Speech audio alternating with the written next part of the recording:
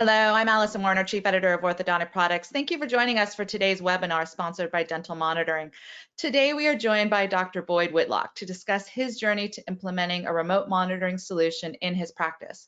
This is an opportunity for you to hear firsthand the pros and cons of remote monitoring, as well as how this technology can improve clinical control in the orthodontic practice.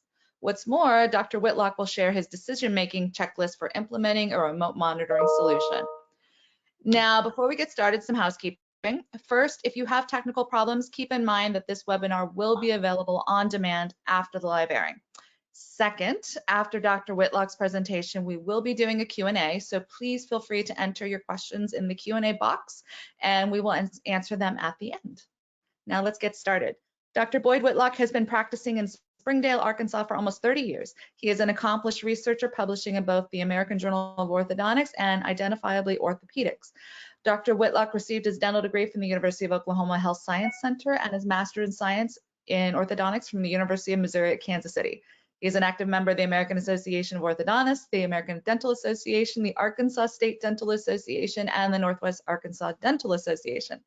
Dr. Whitlock, thank you for joining us for today. It's a pleasure to have you. Thank you. Thanks for having me. Great. Well, I'm going to turn it over to you and you can get started with your presentation. Okay. Great. Well, thank you for that introduction and thank you everybody for joining us. If you'll bear with me a little bit today, we kind of started off our morning here with some tornadoes and power outages around. We had a school system closed because they lost power and one of the schools kind of got torn up, but luckily I don't think I've heard any injuries, so we're good there. So I'm glad everybody's here. So let's get started here. If I can make this work. There we go. So we're going to talk about dental monitoring and my path that I used, or using it to increase my clinical control. So it's Tuesday morning. I had arrived at the office at 7:30, started our morning huddle to get ready for our busiest day.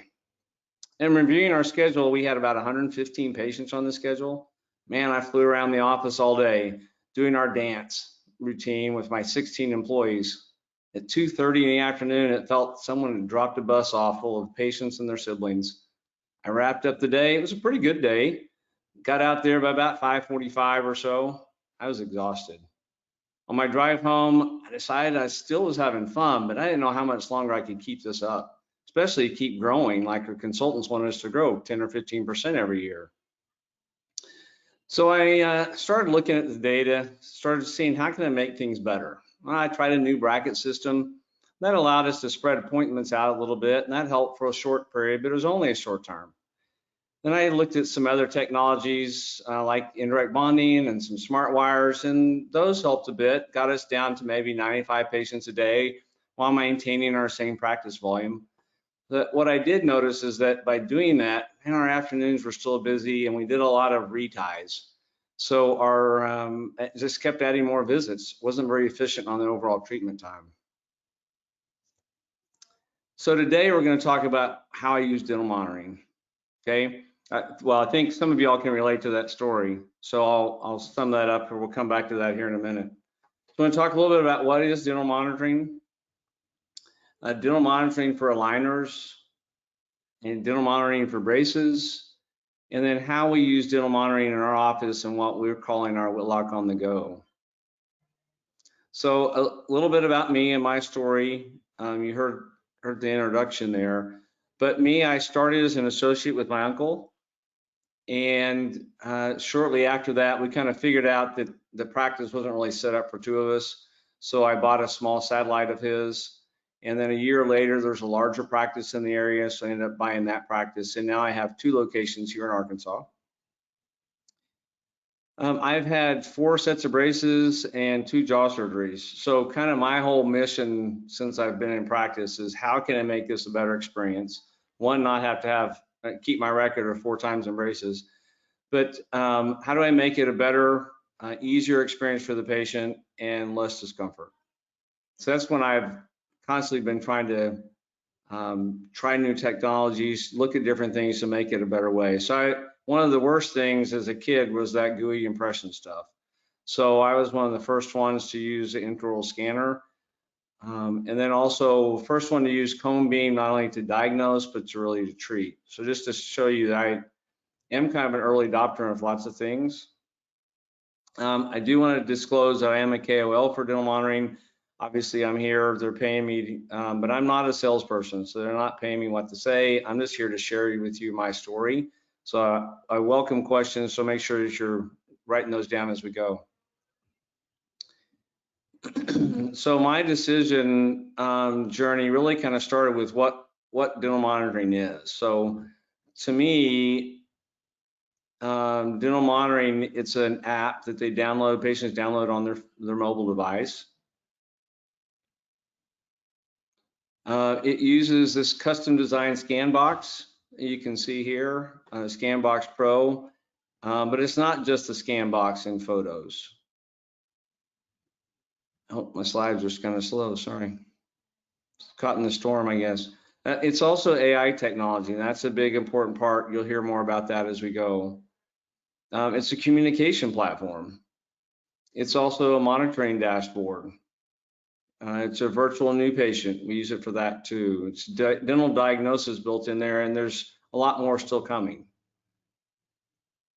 So let's look at how we use dental monitoring for like a phase 1 case. And so this young lady here, you can see we were using aligners. She was in treatment for 9 months.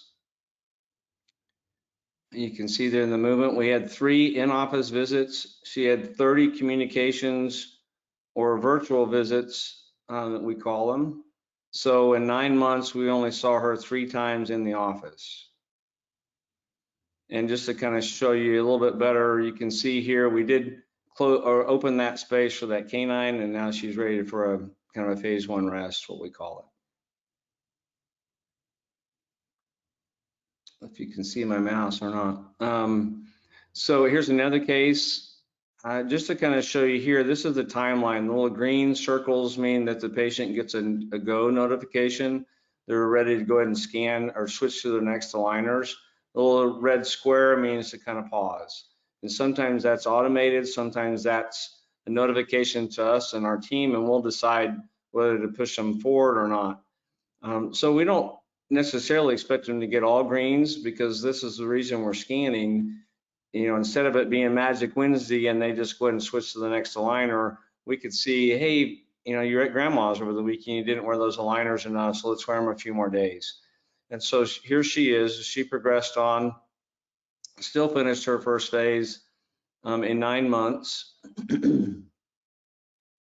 She ended up with 5 visits and 33 communications, or what we're calling virtual visits, and 6 then additional notes from the team through the dashboard. So only 5 in-office visits for her 9-month treatment. So we also use dental monitoring for our clear aligner cases.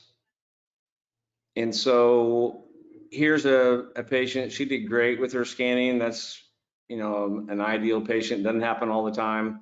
But just to kind of show you that we could get through in 11 months with 4 visits. She had a class 3 underbite. Here she is with 4 in-office visits and 40 virtual visits. So she had a lot more visits with me than we would have traditionally, but it saved her a lot of time and saved us a lot, because most of these virtual visits are all automated from our protocols that we write that communication and I tell the software when we want it sent, and then 2 customized messages from our team. Here's another 36, almost 36-year-old male. He did great. We only saw him, we saw him for 11 months. He said he was done. I wanted to do a little more refinement, but he loved it. He was happy. Only saw him to place his aligners, and then when he finished up, because he did so good. But we had 52 communications though with him, or a virtual visit. So we saw him a lot virtually. I mean, that's what kept his treatment on track. And we saw only one communication from our team. So dental monitoring for braces. This is something that I didn't start off with, but then started realizing that really the value of being able to keep up with patients on a weekly basis with their braces on. So this is to show you a braces patient and their dashboard. So there's a little bit different. They don't have goes and no goes. This shows you the timing when they're scanning. So you can see a timeline. You can see before and afters or progress. So if you're not taking weekly or monthly photos every visit, you got some pretty good screenshots every week of just their progress. So you can really help with communication and cooperation conversations just by using the photos. What's really cool in here now is that we can set goals. And you can see here that I've got identified in this section here about anterior spacing. And so, I have it set where if all that spacing is not closed by the 8th week, for it to give me a notification. That gives you a second set of eyes. You're still going to see the patient, but now you've got somebody else helping you keep on that timeline on that treatment plan. It's been really valuable to be able to use those goals. So here's this patient. You can see this is the day she took the scan, that first day she got her braces on. And a week later, her first scan, the software started identifying some stuff for us. So you can see here, we lost a spring on the upper left. And then she also broke this lower arch wire. So we were able to get her back within a week, not wasting 5 or 6 more weeks if nothing happened or going the wrong way, but also to really emphasize the cooperation. Said, hey, Mom, look what's going on. We got to watch what we're eating back here because we're already breaking things in the first week. Here's another patient, identified the wire was out of that tube. So either we can make the decision to get it back in, or at least know that maybe we can't do the next procedure like we planned on it. Here's one that the door was opened up. So we have her drop by, a non-doctor appointment, come in there and make sure that door gets closed so nothing gets messed up for us. Here's one that we lost a posterior turbo. I would be hard pressed if we were looking at these manually, that would have been one of the things that we would have caught, that we lost a turbo. And we probably would have caught it when we had a broken bracket. Here's one that the software did identify that we did have a broken bracket. You see it sends us that note. So we get that patient in, or at least be set up when they do show up the next week, and we're not surprised. Here's one that he's missing 2 turbos, and that when I had them on the upper 4s, I'm sure that we wouldn't have noticed that manually. And it also then identified that we have, he's building up some tartar down the lower anterior, so we can address that with him. This is kind of a cool part of this too, is it tells us when the lower arch wire is passive, or upper arch wire too, but in this case, so that the lower arch wire is passive. So now we know either if they're scheduled out 5 weeks, we're going to get them on in and say, hey, let's go to the next step. Or if they're next week, we just know, hey, we can go ahead and change to that next wire. So it keeps that treatment plan moving. So here's a case too that we're able to look at, and we were opening space for this by looking at her scans. We know now that her next visit, we've got plenty of space. That 2's trying to come in, but we went ahead and set up for that visit to go ahead and do a little laser and be ready to bond that bracket. Whereas back over here, we weren't sure. So we were able to be set up and appropriately scheduled for that and got her moving. So, and here's one that the software, the AI technology recognized that we lost this upper right 7 bracket. And here again, if we were manually looking at all these photos, I'd be hard pressed that one of my staff would have seen that bracket was off back there. Or if they did, they spent a lot of time looking for lots of stuff that the AI picks up so quickly. So how we use dental monitoring in my office, we started using this, initially we used it for aligners. And how I was doing it was I would give patients, because, well, my decision was I thought it would really help me make sure and track patients and not let them move on to the next aligner. But we're still giving them a box at a time and seeing them every 12 weeks. And so we hadn't really changed any of our clinical protocols. And then what we were having is some patients would come in like 6 or 12 weeks, but they were, because they got several no-goes, maybe they're on aligner 6. So it wasn't very efficient. So then we started just giving them all their aligners and following them through dental monitoring. And that really changed our procedure. We didn't have all those office visits. And that really helped there. And then when I talked to another couple of colleagues and saw what they were doing with the brackets, I decided to say, look, we just need to scan everybody. And that seems to be who we are, is the convenience of that. And so that's when we created our brand of the Whitlock on the Go. And we labeled our scan box. There's that one. Here's the new one. We've labeled it that way. We've labeled put it on our retainer cases. We talk about it at our new patient call, the convenience that you don't have to come in for visits. We kind of talk about, I mean, life's busy. People have lots of activities and they just don't want to come in. It's kind of hard for me to accept that patients didn't just love me. They didn't want to just come in and see me all the time. So this is just going to talk to you about communications and what it really, it's a communication portal too. So we're monitoring over 900 patients, and these are numbers from 2021. So messages sent to patients, we had almost 40,000 messages sent out. Of those numbers, through the automation, 35,000 of those were from dental monitoring, kind of on an automatic basis. Only 4,500 of those were from us. So lots of communication, but not much manually. And then dental monitoring sent about 24,000 to my staff to point out, make sure that we were noticing stuff. So you can see there's a lot of communication going on there. There's also notes in the pictures, and this is really kind of a cool thing too. Right in the dashboard, you can go in and make notes on this picture and send this note to them. This picture comes up on their phone. They can see that. They really understand that a whole lot better than seeing a bunch of text. So, and now just being released is video messaging. And so something similar to this, if I can get that to skip on. Hey, Sandy, Dr. Whitlock here. Just want to send you a couple of quick notes here. Look how well you're doing wearing rubber bands, and you already have a little bit of overbite. Want to encourage you to keep that up. And also, you're doing really good brushing your teeth. Just look right in here. Make sure you get clear to the back of those shelves, up on top of those hooks, like we talked about, really brushing or really dusting the back, keeping those clean. Otherwise, you're doing awesome. Keep it up. So you can just see the power of that. A little quick note, took me a minute, send that out there and patients get that. Man, it's just going to be really incredible. The other thing is, I'm sure you all have the best of contest. And what we've done in the past is that we sent text messages or maybe email messages, maybe posted on our Facebook. You get maybe 10 or 15% response. And so a couple of years ago, I thought, well, why don't I use our dental monitoring dashboard? Because you can kind of blast out a message to them. So what this just kind of shows is the value of that the patients really have in that communication portal.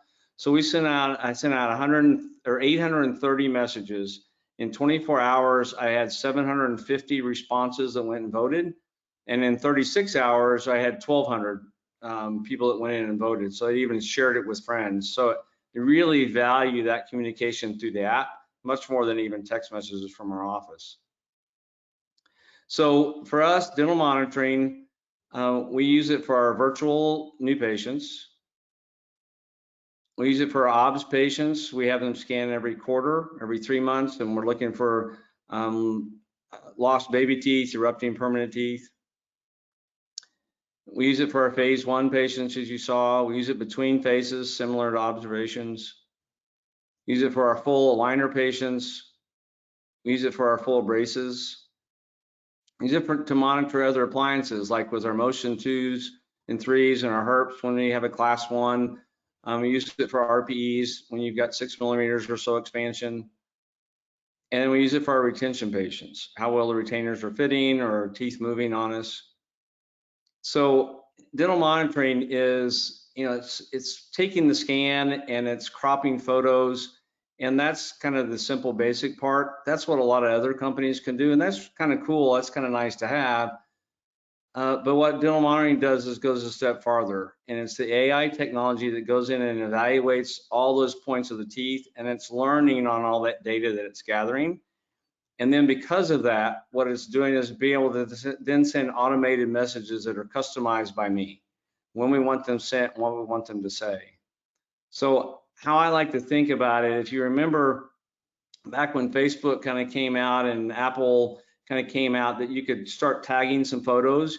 You go in and say, hey, this is Katie and this is Nicole. And that was really kind of cool. It really helped in inventory and sorting through your photos, but it was still a very manual process. And so then Facebook and Apple came out with facial recognition. This is kind of cool and kind of scary probably, but it makes things so much easier when it can go through and identify photos automatically for you. And so that's really what dental monitoring is to me, is that it's taken that I could go look at everything manually, but it's automated that process and really saves us a lot of time and saves probably, well, I know it sees things I can't see, especially in that busy afternoon. So what has dental monitoring done for me in my practice? Well, this past Tuesday morning, I arrived at the office at 8 o'clock instead of 7:30. Started our morning huddle to get ready for a busy day. In reviewing our schedule, we now have about 55 patients on that schedule instead of that 115. Now I dance more of a slow dance throughout the day instead of doing the hustle. This now allows me and my 12 members, instead of the 16 that we have, to spend more time with their patients. We get to talk to them more about their progress and how they're doing. We get to take social media photos with them and engage with them and have fun. At 12:45, the day was a lot more relaxed, kind of like the rest of the day.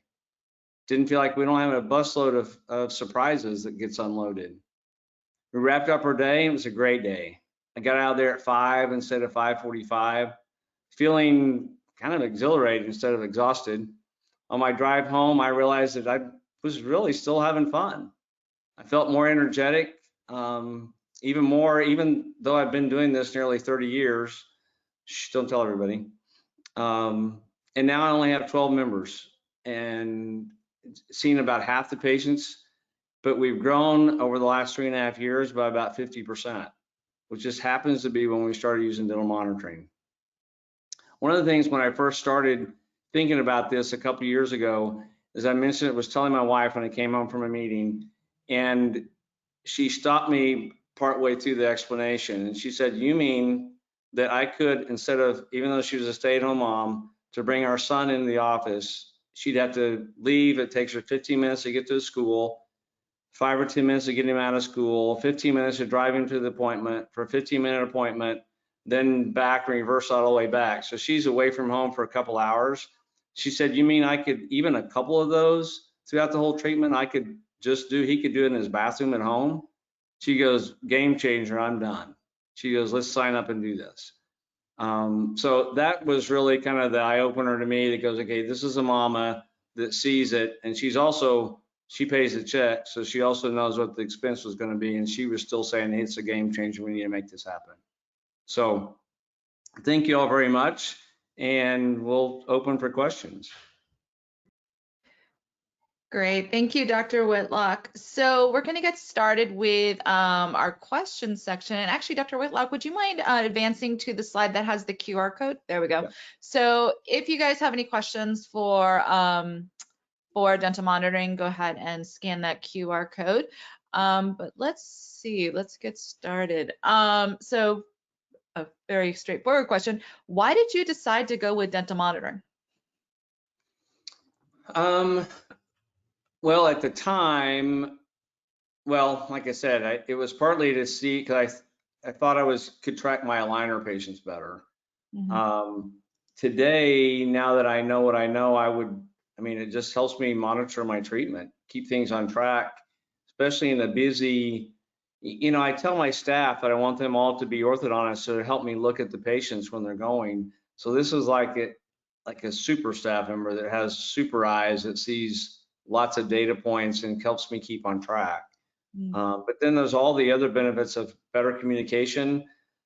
I think probably the big thing is when my wife said, look, the convenience, we're busy, I don't want to come in all the time. Yeah. So. Yeah. Let's see. At which point did you decide to basically go all in with your patients with dental monitoring? Well, I had become more using it better for aligner patients by scheduling out their visits. Okay. And then I was at a meeting and talking to a colleague that he was using it all on braces patients, and I was using it all on aligners, and we sat there and explained the benefit from both, and we both go, why aren't we using it for everything?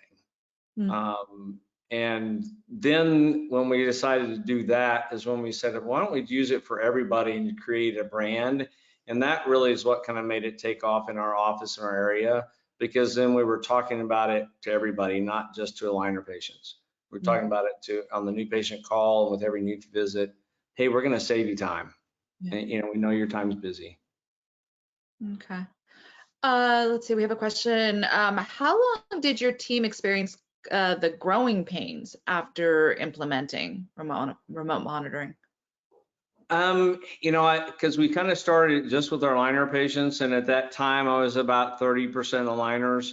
So there was a little bit of a learning curve, learning the new process. I think we stumbled a little bit longer because we didn't start it with everybody.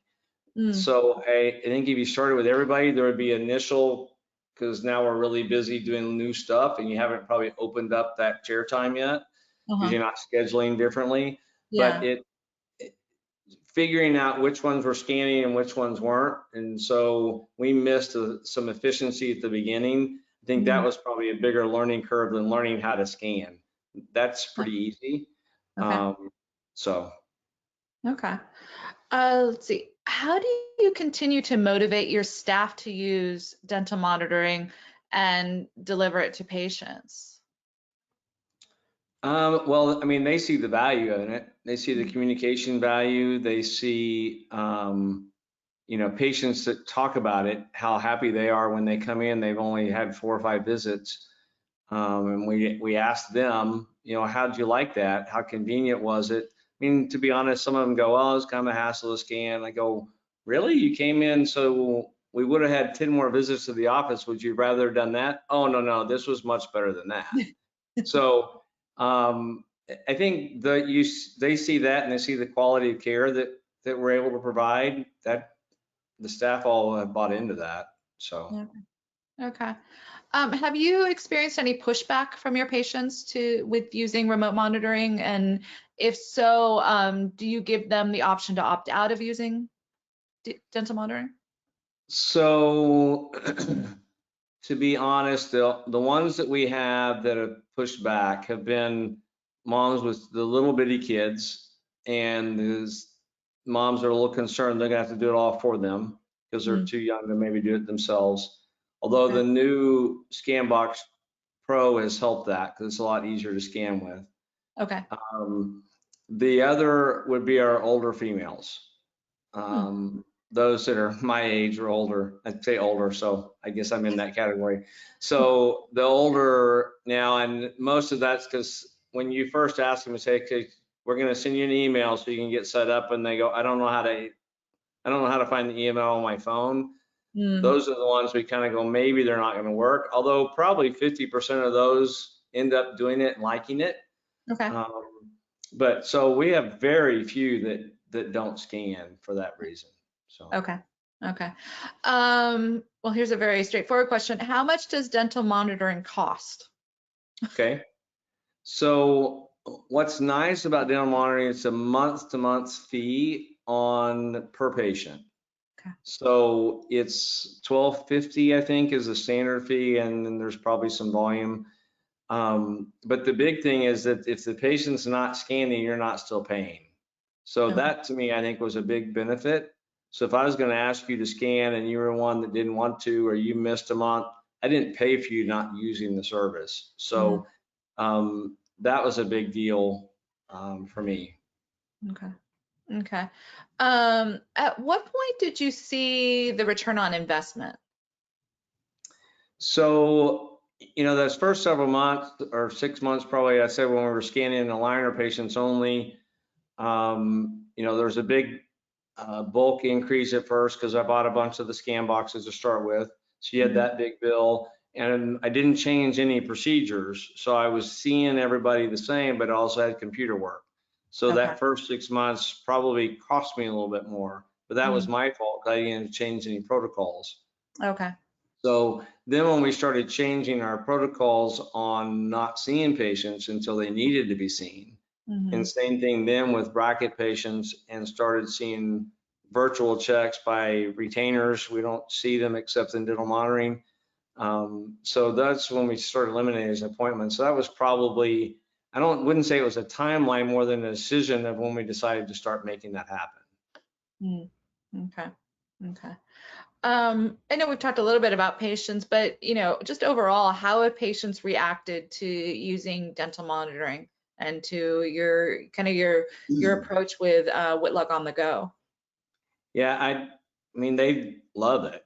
A lot of them don't know any different because that's one thing most of them haven't been to another orthodontist, so they don't know anything different about that. That's probably one thing about trying to keep staff motivated is because they get where this is normal, right? Instead of this is special. So keeping them reminded that this is not normal and us talking about it.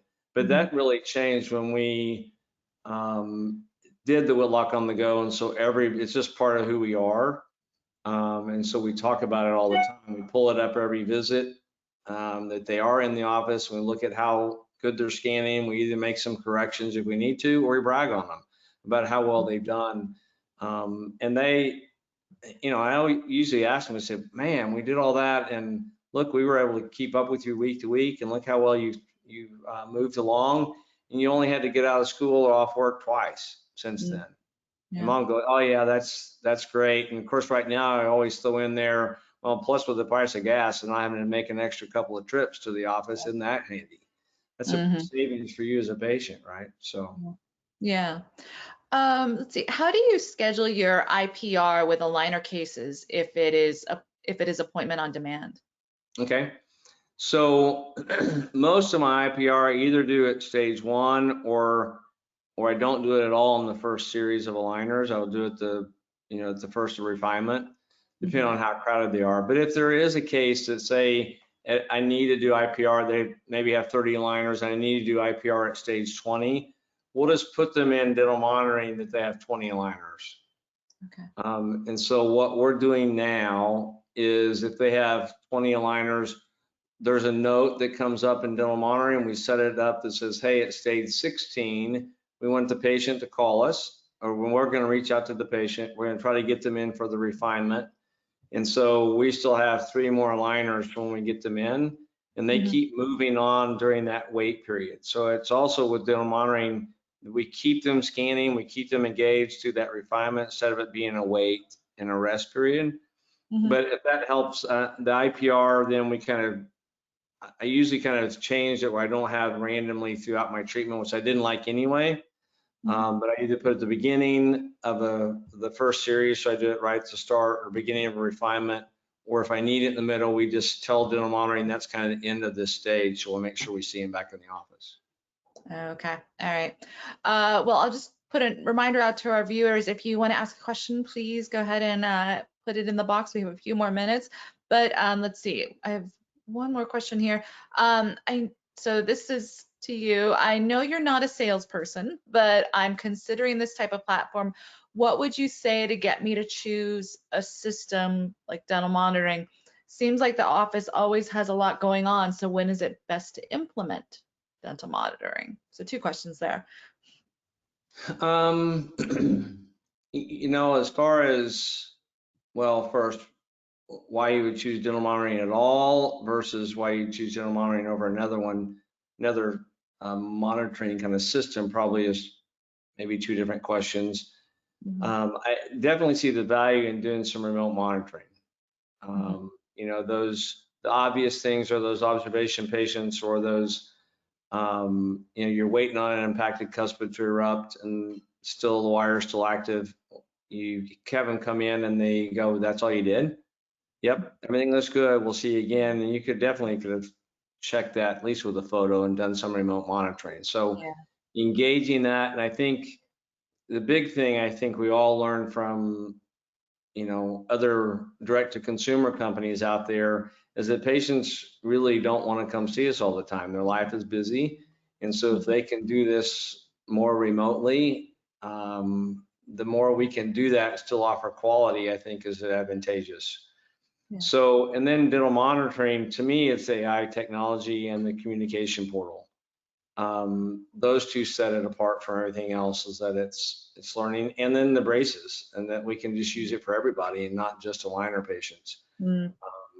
That's one, because it's changed our quality of care for our braces patient, but also it's allowed us to be who we are.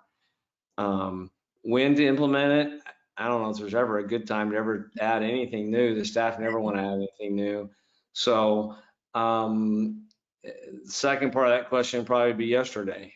It's always better to have it behind you and have it done, and not be caught behind the 8 ball, or it felt like you had to. You know, there's a lot of people that in COVID felt like, oh, we have to do something, and we were already up and running. And so, Yeah. I mean, I saw patients all through COVID just through dental Okay. monitoring. We Okay. saw 800 patients a month, through dental monitoring. So, Okay.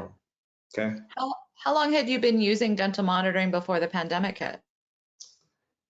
I started, I think, the summer of 18. Oh, wow. So about a year and a half probably before. Okay. And you were using it fully with all your patients at that point? We still had, well, we were using it with all our starts since then. So we probably still had about a third of our patients that were still in treatment that weren't monitoring. Mm-hmm. So, yeah, and those were hard to ever get back on. We tried to convert them after COVID, but they all kind of looked at it because they didn't know anything about it until they couldn't come see us, and we said, hey, start taking pictures. And they thought this was just a COVID thing. But the Oh, rest of okay. them loved the idea that they didn't have to come in, especially our aligner patients. A lot of them, even though we came back to the office in May, a lot of our Mhm. aligner patients we didn't see till July or August. So it really Oh, helped us catch up, because we had a lot more space to catch up those braces patients we hadn't seen in a while.